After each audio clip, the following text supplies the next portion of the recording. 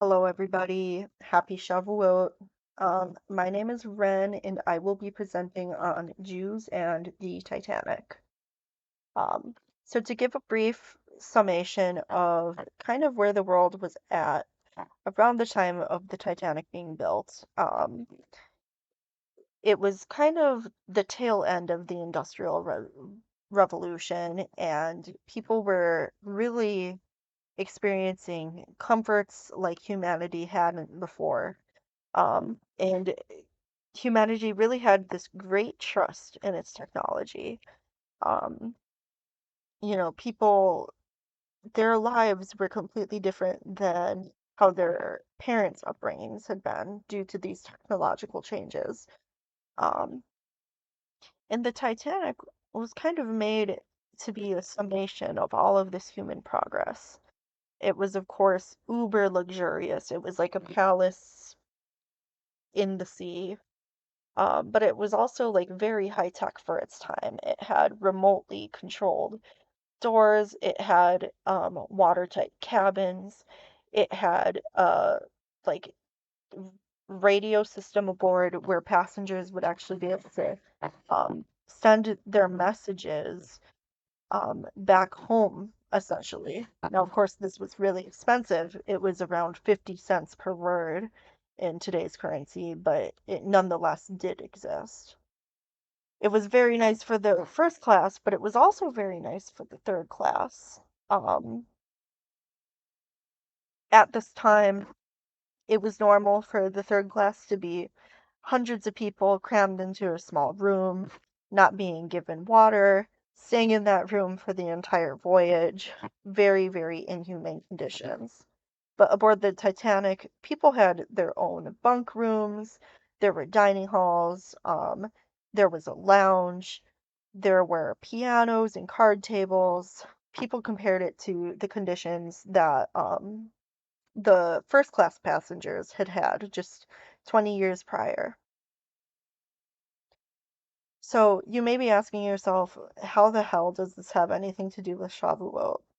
Um, and well, the Titanic is a very Jewish story in a few different ways.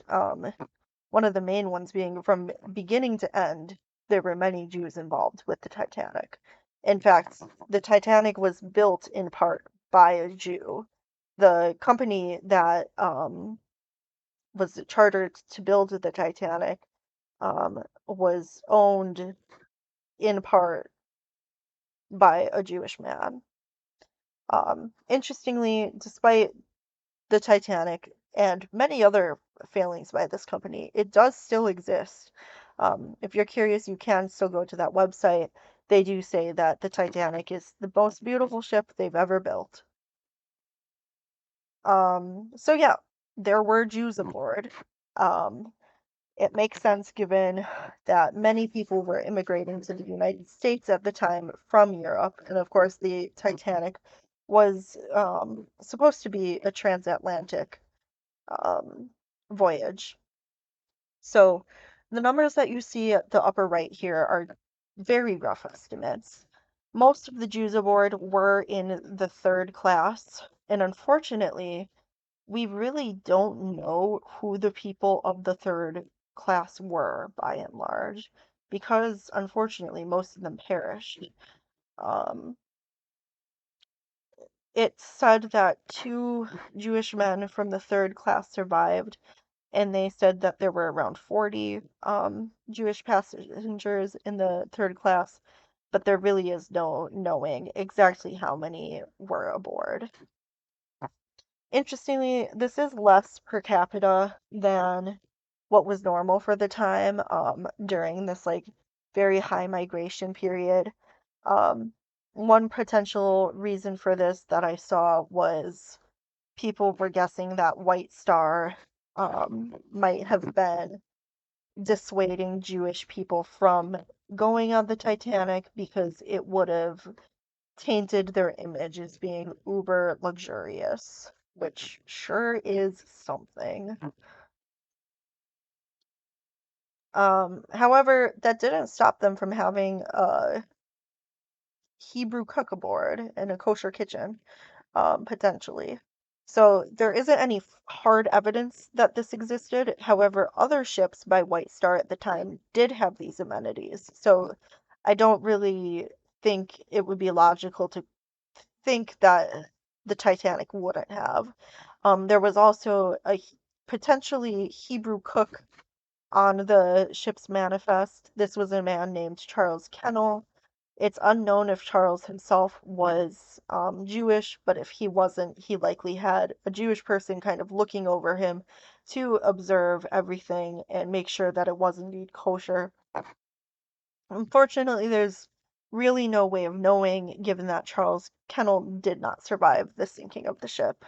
On the bottom left here, we have images of some of the cutlery and plates from the contemporary White Star Line ships. And on the right is a White Star kosher kitchen from a little bit later. Interestingly, the Titanic sunk on the, oh, I think I have this a little bit wrong.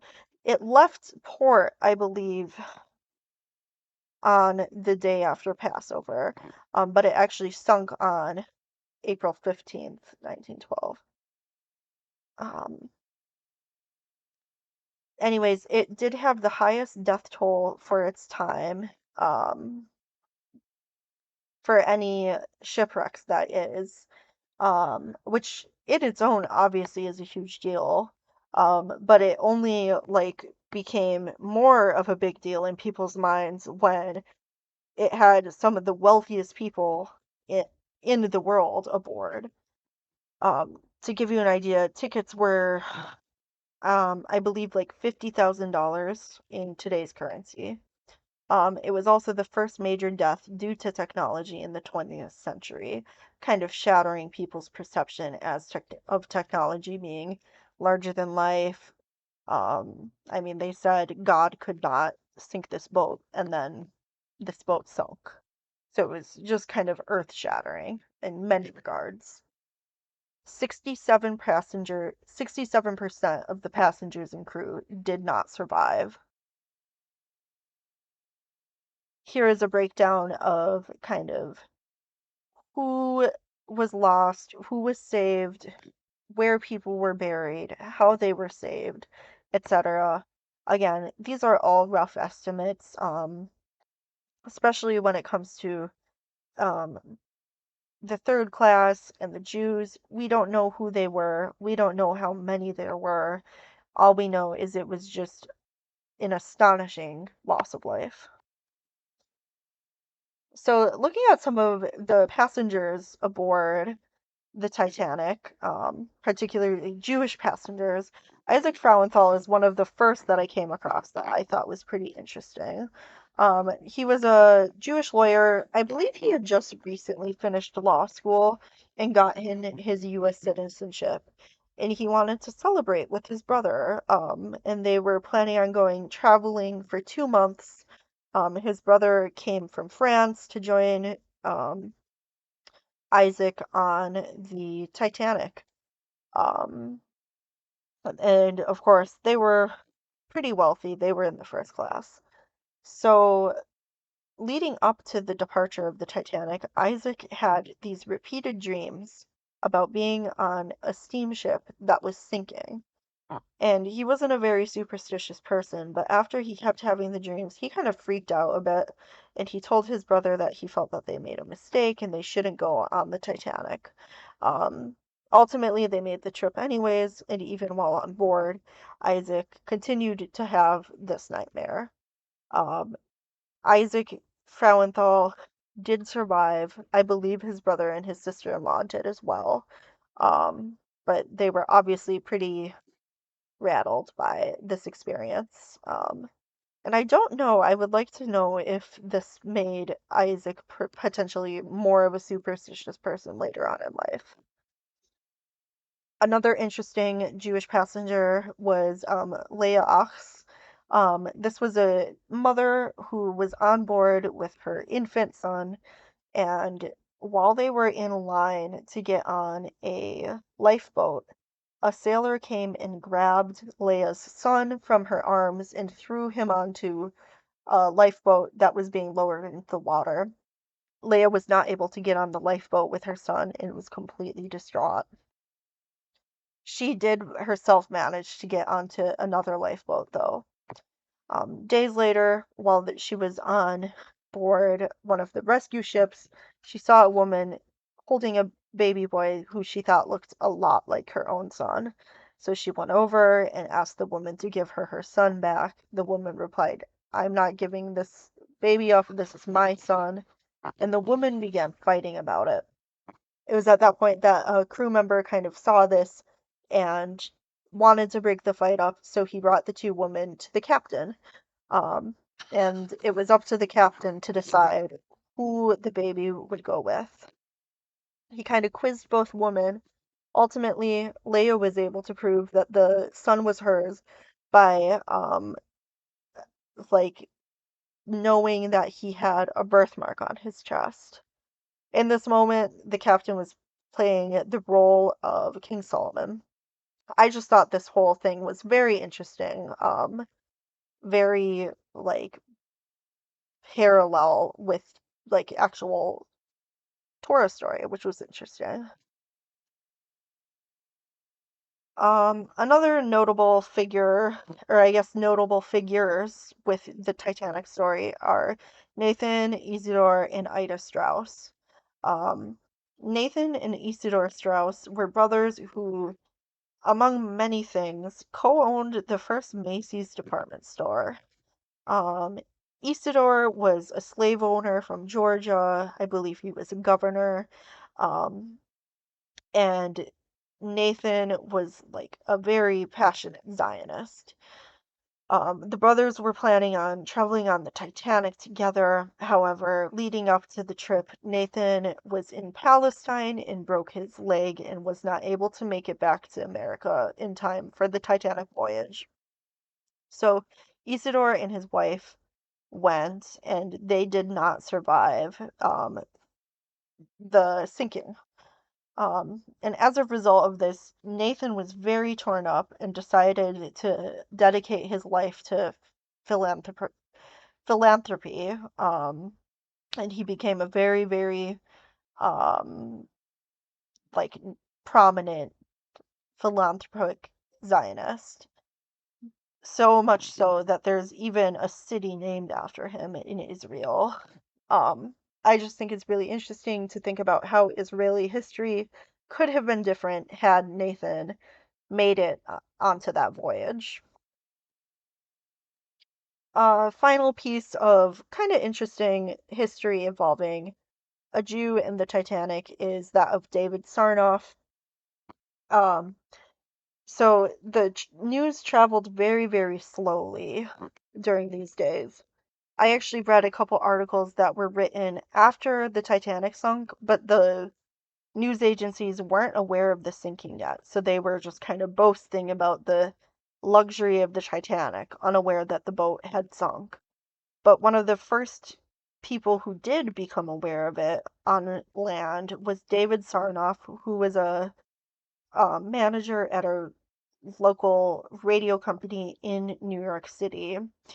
He claims that he stayed up without resting for 72 hours straight to send and receive telecommunications from survivors of the Titanic wreck to notify their families of um, the whereabouts or the deaths of their loved ones.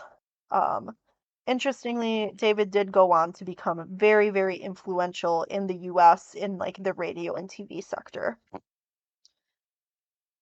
Um, Moving on from some of those interesting key figures, we'll look at a more chilling aspect of this whole story. When the Titanic went down, this other ship, the Californian, was within sight of the ship. The crewmen aboard reported to their captain that they had seen distress rockets from the Titanic, and in reply, the captain turned off his radio and he went to sleep. The crew woke the captain a few more times, telling him, hey, this ship went down, we should help, we see all these distress rockets, blah, blah, blah. And the captain would tell them, if you see anything personally, let me know. And then he would go back to sleep. So the Californian would have been able to get to the Titanic before it had even sunk. They were that close, but instead they did not act.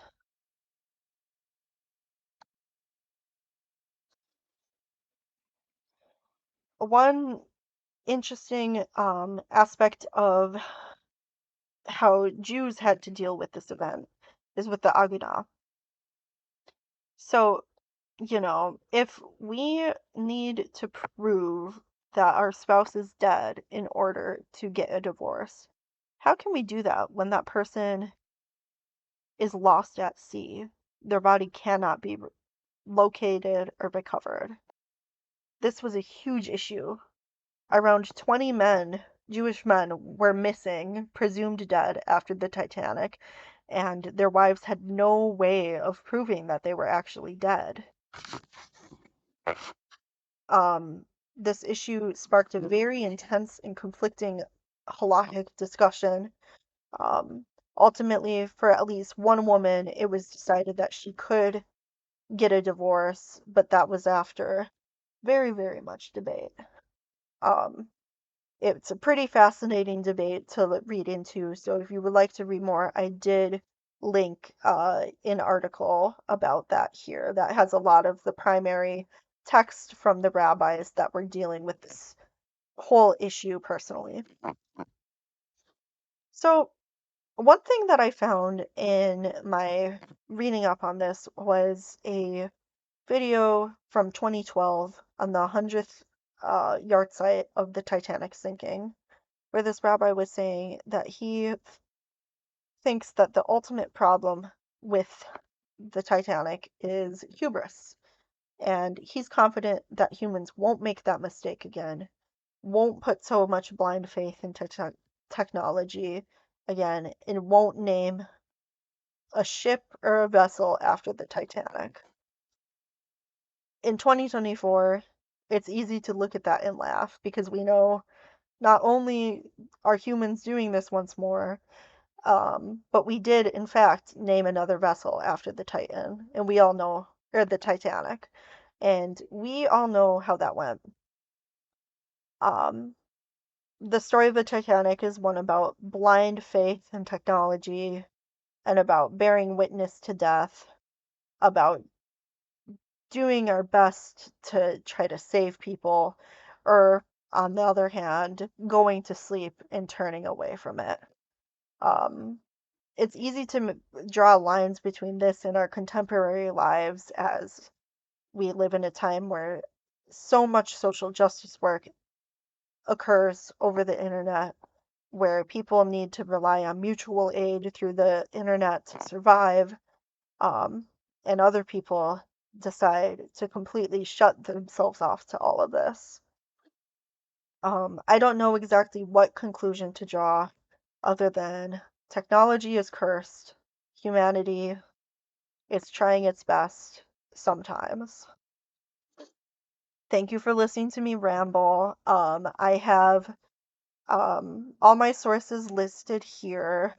If you want to read up more on this, I highly recommend Ellie Moskowitz's book on the Jews of the Titanic, um, as well as The Unsinkable and the Eternal, The History and Lessons of the Jews of the Titanic by Jewish History with Rabbi Nahum Meth. Very interesting podcast episode. Thank you very much and happy Shavuot.